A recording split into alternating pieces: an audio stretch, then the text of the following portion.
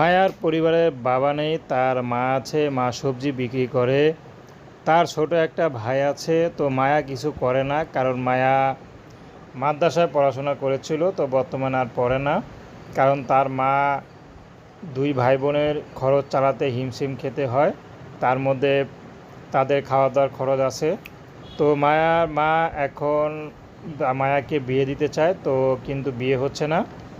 তো মায়া বিয়ে শাদী করতে চায়, কিন্তু মায়াকে পছন্দ করলেও মায়ার পরিবারকে কেউ পছন্দ করে না, বা গরিব দেখে তাদের বিয়ে হয় না। কারণ মায়ার অবস্থা এতই খারাপ যে তারা যে কিছু টাকা পয়সা দিয়ে বিয়ে করবে সে অবস্থা নাই।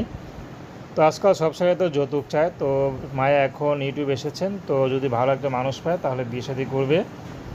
সেই মানুষটি যেমনই হোক, যে নাকি মায়াকে জীবনসঙ্গী করতে পারবে, ভালোবাসতে পারবে, ভালো রাখতে পারবে, তেমন একটা পুরুষ পেলেই মায়া বিয়ে শাদী করবে। মায়ার ব্যক্তিগত কোনো পছন্দ নেই কারোর সাথে প্রেম ভালো